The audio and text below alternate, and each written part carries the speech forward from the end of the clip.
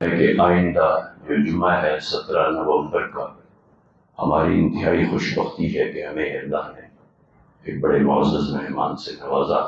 Hong Kong میں ہمارا جو اسلامی سینٹر ہے، وہاں کے جو چیف امام ہیں انہیں میں نے دعوت دی تھی، وہ تشریف لائے ہوئے ہیں پاکستان۔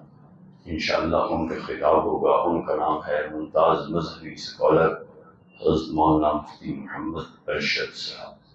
ان کا بیان ہوگا، اور دوسری اسی کے ساتھ خوشخبری یہ ہے کہ انہی کے ساتھ ہمارے ملک کے بڑے نامور نعت خواں، ہر دل عزیز شخصیت، اور یہاں بہت سارے حضرات کے پسندیدہ نعت خواں ہیں، سید عزیز الرحمان شاہ صاحب، کہ انشاءاللہ حمد بھی ہوگی، نعت بھی ہوگی۔ اتنے میری گل مک گئی ہے، اب دروشی پڑھیں، ہم اصل مسئلے کی طرف آئیں۔ بڑا اہم مسئلہ ہے، اس کی وضاحت ضروری ہے۔ صلی اللہ علیہ وسلم۔ اللهم صل على محمد وعلى ال محمد وسلم صلوات۔ درمیان میں نیت نہ باندھیں، بات سنیں، مختصر سی بات ہے۔ پہلی بات اسی مسئلے کی تمہید ہے۔ اللہ کے رسول سرور دو عالم، جان دو عالم، محبوب دو عالم، ہم سب کے آقا و مولا رحمت للعالمین، سب کہہ دیجئے خاتم النبیین۔ خاتم، یہ لفظ پکائی مجھے تو کہ کوئی تاکہ کوئی آئے نا چینل والا تو آپ کو لفظ آنا چاہیے۔ خاتم النبیین یعنی حضرت محمد رسول اللہ صلی اللہ علیہ وسلم کی ذات نے جب یہ ارشاد فرمایا تھا کہ پہلی امتوں میں 72 فرقے ہوں گے اور میری امت میں 73 فرقے ہوں گے، یہ بات یہاں تک آپ کو سنائی دے گئی؟ اچھا، حضور نے فرمایا تھا پہلی امتوں میں، سابقہ امتوں میں 72 فرقے ہوں گے۔ حضور نے فرمایا میری امت میں 73 فرقے ہوں گے۔ سوال ہو یا رسول اللہ کہ نجات والا فرقہ کون سا ہوگا؟ تو حضور نے فرمایا تھا جو میرے راستے، ما انا علیہ و اصحابی، جو میرے راستے پر ہوگا اور میرے اصحاب کے راستے پر۔ سبحان اللہ۔ ٹھیک ہے جی، یہاں اس بات کو ذہن میں رکھیں۔ دو جملے فرمائے، جو میرے راستے پر ہوگا میرے اصحاب کے راستے پر۔ مولوی اس کا ترجمہ یہ کرتے ہیں جو میرے راستے پر ہوگا میرے اصحاب کے راستے پر۔ یہ فقیر مولویوں سے ٹھوک بجا کر اختلاف کرتے اس کا ترجمہ یہ کرتا ہے کہ حضور نے فرمایا تھا جو میرے راستے پر ہوگا میرے صحابہ اہل بیت کے ذریعے سے۔ ٹھیک ہے جی، تو یہاں اس بات کو ذہن رکھیں۔ یہاں نہ کہیں کہا کہ جو میرے راستے پر ہوگا دیوبندیوں کے راستے پر ہوگا، جو میرے راستے پر ہوگا وہ حدیث کے راستے پر ہوگا، جو میرے راستے پر ہوگا وہ بریلویوں کے راستے پر نہیں۔ صرف دو جملے، میرے راستہ وہ ملے گا اصحاب رسول اہل بیت کے ذریعے سے۔ ہمارا عقیدہ میں رسول، ٹھیک ہو گئی۔ اب یہاں بات ذہن میں رکھیں، وہ دنیا کا کون سا مسئلہ ہے جو نبی کی ذات عالی ادھورا چھوڑ دے اور ہم ایسے ٹکرے مارتے پھرتے ہیں پاگلوں کی طرح؟ کوئی مسئلہ نہیں۔ جب حضور نے دیکھا کچھ لوگ پریشان ہے کہ یا رسول اللہ ایک مسئلہ ہے آپ کی ذات سے مل رہا ہے، بہت توجہ سے بیٹھو، ایک مسئلہ ہے یا رسول اللہ آپ کی ذات سے مل رہا ہے، لیکن کوئی مسئلہ ایسا بھی تو ہو سکتا ہے کہ آپ کی ذات سے نہ ملے، پھر کیا ہوگا؟ پھر ہم پھرتے نہیں جیسے پاگلوں کے طرف۔ اس کا بھی مسئلہ حل حضور 14 سال پہلے کر گئے، کہیں بھی ہمیں آوارہ نہیں چھوڑا۔ اس پر فرمایا اگر کوئی مسئلہ دین کا تمہیں میری ذات سے نہ ملے میرے خلفاء کو دے، اور صرف خلیفہ نہیں کہا، اس میں دو لفظ بولے، خلفاء الراشدین المہدیین۔ ٹھیک ہے جی، ہم صحابہ کو حضور کی ذات کو دیکھیں گے کسی مسئلے میں، نبی کی ذات سے کوئی مسئلہ نہیں ملتا تو حضور کے خلفاء سے دیکھیں گے۔ اگر خلفاء راشدین سے ملتا ہے سر آنکھوں پر اٹھا کر عمامہ سمجھ کے سر پہ رکھیں۔ گل سمجھ آ گئی؟ یہ تمہید ہے۔ اگلی بات، آج کل ایک سوال بڑا چل رہا ہے کہ جی طارق جمیل صاحب کا بیٹا فوت ہوا، اس کے ساتھ جو حادثہ ہوا میں بات ہے سنجیدہ، کیونکہ بھارت ہم سب بچوں والے ہیں، جوان چلے جانا کتنے صحت مند ماں باپ کیوں نہ ہو وہ ان کو بوڑھا کر دے. بولو بھائی یہ تو ہے سچی بات ہے. لہذا یہ کیفیت بیٹے کے جانے کی ان پر کیا گزر رہی ہے، ان کے ساتھ کیا بیت رہی ہے، یہ وہ جانے، ان کا دل جانے اور میرا رب جانے. وہ لڑکا کس طرح سے گیا، مار دیا گیا، خودکشی کی، اس پر مجھے تبصرے کی ضرورت نہیں. مجھے اللہ کے اس کے رسول نے ایک ہی چیز کا پابند کیا، اپنے لیے حسن خاتمہ مانگ، وہ تو چلا گیا. بولو بھائی ٹھیک ہے. ہم اللہ سے دعا کریں کہ اللہ خاتمہ ایمان پر بارک. اب یہ تبصرہ نہیں، اس لیے کہ مجھے معلوم نہیں کہ میں کس میرا حشر کیا ہوگا، مرتے ہوئے میرا حال کیا ہوگا. تبصرہ تو وہ کرے جس کے لیے فیصلہ آ گیا ہو کہ لو بھائی یہ کاغذ لکھا ہوا آ گیا آسمان سے. تبصرہ نہیں. اب مسئلہ یہ ہے کہ ان کا بچے کا حادثہ ہوا، انہوں نے بڑے اعلان کر کے قرآن خوانی کرائی، مول خوانی کرائی، جو بھی کرا. آج جب سے وہ حادثہ ہوا جہاں دیکھو ایک ہی کلپ، سوال فون اٹھاؤ ایک ہی سوال، یہ ٹھیک ہے یہ نہیں ٹھیک ہے. مجھے ایک بات کہنے میں قطعی طور پر دور دور تک جہاں کھینچتے لے جاؤ اس دور کو، مجھے یہ بات کہنے میں کوئی حجاب، کوئی خوف، کوئی ڈر نہیں. جو کہنے لگاؤں ڈنکے کے چوٹ کہہ رہا ہوں، ببانگے ڈول کہہ رہا ہوں، علن اعلان کہہ رہا ہوں، اور انتہائی ذمہ داری سے کہہ رہا ہوں. اپنی خبر کو سامنے رکھ کر کے اور دیوبندی ہو کر نہیں، مسئلہ دین کا سمجھ کر کے آ رہا. ایک بات ذہن میں رکھیں وہ یہ ہے کہ مولانا طارق جمیل صاحب بہت اچھے وائز ہیں. طارق جمیل صاحب بہت اچھا مقرر ہے، مفتی ہے. خدائے بزرگ و برتر کی قسم ہے مفتی بالکل نہیں ہے، یہ الگ ایک منصب ہے.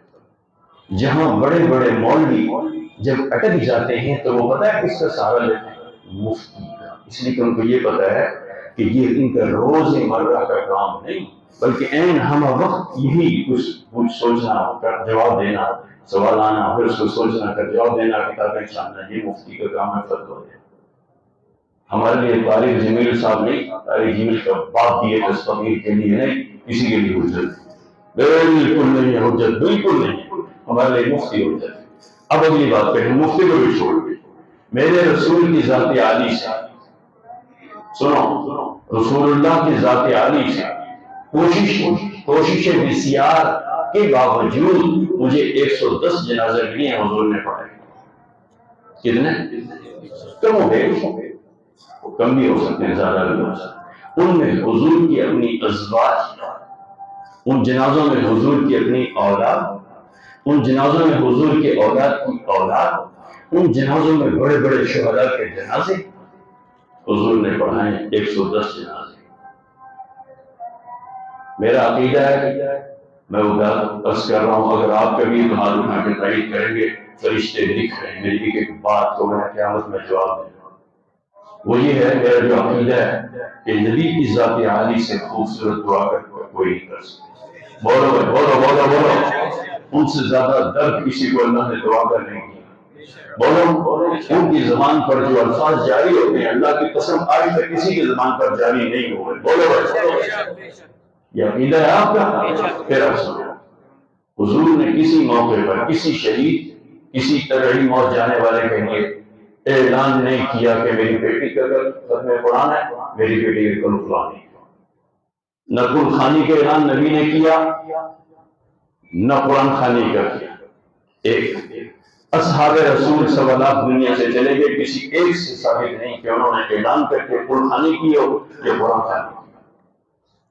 اب جو کر رہے ہیں وہ کریں. میں دیوبندیوں سے مخاطب ہوں اور مجھے یہ کہنے میں بالکل نہیں جا رہی ہے کہ آپ لوگوں نے سنت کے ساتھ بہت بڑا دھوکہ کیا. آپ نے میری پیدائش کے بعد جیسے میں نے ہوش سنبھالا، آپ نے مجھے کہنا شروع کیا یہ ٹھیک نہیں ہے. میں نے کہا کیوں؟ کون خانی کرتے ہیں، یہ کون خانی کرتے ہیں، یہ کون خانی کرتے ہیں.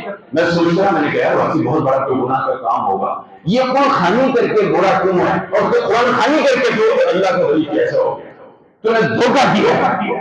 وہ خانے میں قرآن تھی اور آج قرآن خانی قرآن ہے، وہ بھی قرآن تھا اور آج قرآن. میں اختلاف کو خانے کا نہیں ہے، سنت میں اعلان کر کے اختلاف ہے کہ اجتماع کر کے اعلان کیا جائے کہ میری ماں کا کل کوئی خانی ہے، میرے ماں کی قرآن خانی ہے. یہ بالکل نہ حضور سے ثابت ہے، نہ صحابہ سے ثابت ہے، نہ اہل بیت سے ثابت ہے. تیرا دیوبندی کرے تب بھی غلط ہے، بریلوی کرتا ہے تب بھی غلط ہے. ہمارے لیے تاریخ تجمیل بالکل حجت نہیں ہے۔ رسول اللہ کی ساری زندگی اٹھا کر دیکھ 63 سالوں میں جنازے پڑھائے، کسی پر اعلان نہیں، نہ قرآن کا نہ قرآن خانی۔ ہم ارسال ثواب کے قائل ہیں، ہم ارسال ثواب کے قائل ہیں، ہر نسلی عبادت کسی کو بخشی جا سکتی ہے، لیکن حضور نے نہیں کیا، ہمارے لیے تاریخ تجمیل حجت نہیں۔ اصحاب رسول نے اعلان کر کے کوئی خانی قرآن خانی نہیں کی، ہمارے لیے تاریخ تجمیل بالکل حجت نہیں ہے۔ اور رسول اللہ کے خاندان اہل بیت نے کوئی خانی قرآن خانی نہیں کی، ہمارے لیے تاریخ تجمیل بالکل حجت نہیں۔ ہم نے کلمہ حضور کا پڑھا، تاریخ تجمیل کا نہیں پڑھا۔ جو بات میں نے دو شخصیتوں سے ہمیشہ زندگی میں متاثر ہوا، میں قریب رہا ہوں، بہت قریب رہا ہوں۔ ایک ہمارے استاد تھے عثمان قائد رحمہ اللہ، یہاں 30 سال میں، اور دوسری شخصیت میرے پیر و مرشد خالد خان مسا۔ میں آج بھی قسم اٹھا کر کہہ رہا ہوں کہ ان دو شخصیتوں سے متاثر ہونے کے باوجود ان کی کوئی بات اگر قرآن سننے سے ٹکراتی میں چھوڑ دیتا ہوں۔ میں نے تو کلمہ پڑھا ہوا، میں نے تو کلمہ رسول اللہ کا پڑھا، اور رسول اللہ تو یہ نہیں کہا کہ کسی بھی مولوی سے پوچھ لینا، حضور نے فرمایا دیکھو مجھے عمل مل جائے ٹھیک، ورنہ اللہ کو دیکھو۔ اور یہاں ایک بات دلیل کے طور پر کہ ہم غائبانہ نماز جنازہ کے قائل نہیں ہیں۔ کیوں نہیں ہے؟ کیوں نہیں ہے؟ اس لیے کہ میں نے دیکھا، دلیل کیا ہے؟ کہتے ہیں جنازہ غائبانہ نماز جنازہ، کہاں ہے غائبانہ نماز جنازہ؟ نبی کی ذات عالی کے زمانے میں نجاشی بادشاہ کا انتقال ہوا، جبریل امین آئے، جاؤ میرے محبوب سے کو بتلا دو کہ کس کو انتقال ہو۔ یا رسول اللہ نجاشی بادشاہ کا انتقال ہو گیا۔ حضور نے فرمایا پھر اللہ کا حکم ہے کہ جنازہ پڑھا۔ اب نجاشی بادشاہ ہزاروں میل دور اور حضور کی ذات عالی مکے میں، حکم اور جنازہ پڑھاؤ، کیسے پڑھیں گے؟ وہاں جو لوگ شریک ہوئے آپ تھے، بولو بھائی بولو بولو بولو، آپ کے پردادا کو دادا کا کچھ کوئی حضور کی ذات کو دیکھا صحابہ رسول نے، حضور کی ذات کو سنا صحابہ کرام نے، اہل بیت وہ موجود تھے، سارے صحابہ کہتے ہیں جنازے کو ہم دیکھ رہے تھے۔ غائبانہ کہاں سے ہو گیا؟ معلوم ہوا یہ حضور کی خصوصیت تھی۔ جب حضور نے فرمایا ہاں جنازہ پڑھاؤ، تو جبرائیل امین نے اپنے وہ طاقت و قوت والے نورانی پر درمیان کے سارے چیزوں پر مارے، وہ سب کی سب چیزیں نیچے بیٹھ گئی اور جنازہ سامنے آ گیا۔ یہ میرے رسول کا معجزہ کیا ہے، یہ رسول کی سنت کیا ہے، خصوصیت کیا ہے؟ جو صحابہ شریک ہوئے کہتے ہیں ہم میت کو دیکھ رہے تھے، تو غائبانہ کہاں سے ہوگا؟ اب چلے غائبانہ بھی تھا۔ اب ہم نے دیکھنا ہے کہ حضور نے غائبانہ نماز جنازہ پڑھا دیا۔ اب یہ پریشانی ہے نا، جو سنی غیر سنی جنازے پڑھ رہے ہیں، اب ہم نے دیکھنا ہے حضور نے پڑھا دیا۔ ابو بکر کے زمانے میں زمانہ دیکھیں خلافت کا، کوئی جنازہ غائبانہ کسی شہید کا، کسی کبھی موت مرنے والے کا ابو بکر نے نہیں پڑھایا، فاروق اعظم کے 12 سال نہیں پڑھایا، عثمان غنی کے وہ نہیں پڑھایا، سیدنا علی مرتضیٰ نہیں پڑھایا، حضرت حسن نہیں پڑھایا، امیر معاویہ نہیں پڑھایا۔ وہ لوگ کیوں چھوڑ گئے؟ وہ لوگ اس سنت کو اگر سنت تھی حضور کی، وہ جانتے تھے، دیکھتے ہوئے سنتے ہوئے انہوں نے نہیں اس پر عمل کیا۔ معلوم ہوا کہ حضور کی سنت ہے، کہ حضور کی خصوصیت تھی، اور وہ خصوصیت سنت نہیں ہوتی، اس پر عمل نہیں ہوتا۔ اور ایک یہاں بات اور بھی کہہ دوں، شاید کسی مولوی کے ذہن میں آتی ہو، کسی مسلمان کے، ہم تو صحابہ سے عبادات میں بڑھ کر ہیں۔ میں دیوبندی کا حوالہ نہیں دے رہا ہوں، میں بریلوی امام کا حوالہ دے رہا ہوں۔ حضرت مولانا شاہ احمد نورانی صاحب کا نام سنو، بہت بڑے آدمی ہے، بریلوی مکتب فکر میں، انتہائی سلجھا ہوا انسان تھا۔ اس کا کلپ نہ ملے میں ذمہ دار ہوں، میں آپ کو کلپ سنا دوں۔ حضرت نے فرمایا جو اس زمانے میں مولوی یہ سمجھتا ہے عبادات میں، ریاضات میں، جہاد میں اور تقویٰ طہارت میں ہم صحابہ سے بڑھ کر ہیں، زندگی کیا ہے؟ سبحان اللہ۔ فرمایا تم صحابہ سے بڑھ کر کیسے ہو گئے؟ صحابہ کو صحبت ملی رسول اللہ کی، تربیت ملی رسول اللہ کی، رہے رسول اللہ کے ساتھ، اور رسول کی ذات کو سنا، تم کیسے کہہ سکتے ہو ہم صحابہ سے بڑھ کر؟ ماشاءاللہ، ہم صحابہ سے بڑھ کر نہیں ہیں۔ صحابہ کو اللہ نے حضور کی برکت سے، صحبت کی برکت سے وہ فکر دیا تھا۔ آج سارے مولوی ملا کرے ایک پورا حلا زمین و آسمان کا بھر جان کی فکر کی جوتوں پہ باہر جا سکتے ہیں کہ سارے فکروں میں ان کو فکر حاصل ہو سکتی ہے کہ حضور کے ساتھ بیٹھ کر فکر، حضور جب ان کو دیکھتے تھے، حضور کی وہ نورانی آنکھوں کے چہروں پر پڑتی تھی، وہ سارا نور اٹھا کر دلوں میں اتار دو۔ اس لیے تو کہا ہے کہ تم چھوٹے سے عمل کا مقابلہ صحابہ کرے گا۔ یہ سوچنا کسی مولوی کا، ہم تو بڑا کام دین کا، کیا دین کا کام کر رہے ہیں؟ تم صحابہ سے بڑھ کر نہیں ہو۔ جو یہ سوچتا ہے عبادات میں ہم صحابہ سے بڑھ کر زندگی کا ہے، اس لیے اس جماعت کے بارے میں عجیب بات اب یاد آ گئی. امام ابن تیمیہ عرب دنیا میں بہت مقبول ہے، ہم ان کو بہت سارے اختلافات ان سے اختلاف کرتے ہیں مسائل. امام ابن تیمیہ اپنے وقت کا بہت بڑا آدمی بلا شبہ، لیکن ہمیں اہل سنت میں ان کے کئی سارے چیزوں سے اختلاف. ان کے فتاوی میں بات موجود ہے. کسی مجلس میں دیکھو کسی انسان کو صحابہ پہ بھونک رہا جان لو زندگی ہے، وہ بہت بندے تو پتر دے. اس لیے میرے بھائی ہم نے کلمہ تاریخ مل کر نہیں پڑھا، میں نے کلمہ اپنے پیر و مرشد جن کو میں جان سے حدیث سمجھتا ہوں خواجہ خان محمد کا نہیں پڑھا، اور میں ان کے بیٹے کا پڑھا. میں نے کلمہ حضور کا پڑھا. ہم نے غلامی حضور کی کرنی ہے، پھر ان کے درپے سے اصحاب رسول کے حقیقت کی کرنی ہے. ہم نے کسی مولوی ملا کی نہیں کرنی ہے غلامی. ہم آزاد لوگ ہیں، اور جب اگر غلام ہیں تو پھر صرف حضور کے غلام ہیں. سنی سنی سنی کیا سب سنی، سب تم سنی ہو، سب دھنی ہو. دیوبندیوں نے تماشا بنا دیا. آج تک فتوے دیے ظالم قوم نے بریلویوں کو، ان کو رکھا روحانی کرتے اور تو آج اعلان کر کے تبلیغی ہو کر بھی تو بزرگوں کے پاس بیٹھ کر بھی تو بزرگوں سے بیٹھ کر دم بھر کر بھی تو قرآن کھانے کا اعلان کرتا ہے. تو سے کم برا انصاف کی باقی ہے. میں دونوں کر لوں نہ کہ یہ میں پھر دیوبندی کی سفائی کیوں دوں سفائی دیوبندی کی. میں نے اپنی قبر میں جانا تاریخ میں مجھے بخشوائے گا نہیں، میرے رسول کی سنت بخشوائے گی، ان کے راستہ بخشوائے گا. حضور کی ایک ایک ادا کو زندہ کرنا میری معراج ہے. میرے آقا تیری معراج سے تو لوح قلم تک پہنچا، اور میرے آقا میری معراج میں تیرے قدم تک پہنچا. تماشا بنا رکھا ہے تاریخ ملنے کے زمین میں. تم تاریخ مل کے جو دم پڑتا ہے جب کلمہ پڑتا ہے جا کے تاریخ مل کے اس پر عمل کرو. ہم صحابہ کو غلام ہیں، صحابہ کا اقتدار کرتے ہیں. تماشا نہیں کرو اس قوم کے ساتھ. مفتی سے فتویٰ لو، اور یہ بھی نہیں کہ اسی مفتی کے اندر سے اگر کوئی مولوی غلط کر رہا ہے وہ مفتی کی غلط جاری ہے تو مولوی کی غلط جاری ہے، مفتی کی نہیں ہے. فتویٰ یہی ہے کہ اعلان کر کے نہ قرخانی سنت ہے، نہ اعلان کر کے قرخانی سنت ہے. ایسے اعلان کر کے قرخانی بھی بدعت ہے اور تیرا قرآن خانی بھی بدعت ہے. اب یہ ہے کہ کریں گے کیسے؟ اس کا طریقہ یہی ہے کہ جو لوگ آئے ہیں وہ سیاست نہ جھاڑے نا، بیٹھے ادھر کی مار ادھر کی مار ادھر کی ادھر کی بکواس ادھر کی چھوڑ ادھر کی پکڑ. اس کا طریقہ یہ ہے کہ ان سے کہہ دو بھائی یہ جو چپڑ کیے جا رہے ہو کوئی دین کی بات تو تم سے نہیں ہو سکتی. آئے ہو تعزیت اخبار پڑھ رہے ہو، یہ لوگ بیٹھ کے دروشی کی کتاب پڑھ رہے. بس اس کی اجازت ہے کہ وہ جو بیٹھے ہوئے اس غرض سے نہیں آئے اب ہم کو ہاتھ میں قرآن پکڑا کے کہو لوگ یہ سارا پڑھ لو، بالکل جائز ہے. لیکن اعلان کر کے کہ کل مجلس راجہ میں میری ماں کا قرآن خوانی ہوگی، میرے باپ کا قرآن خوانی ہوگی، بالکل نہیں ہے. نہ میں پہلے مانتا ہوں آج مانتا ہوں قیامت کے ضرور مانوں گا، اسی پر مروں گا. یہی ہے مسئلہ. ہم دھوکہ کرتے ہیں. میں بات کرتا ہوں مسئلے کی، میں کسی دیوبندی بریلوی کے ایڈریس کی بات نہیں کرتا.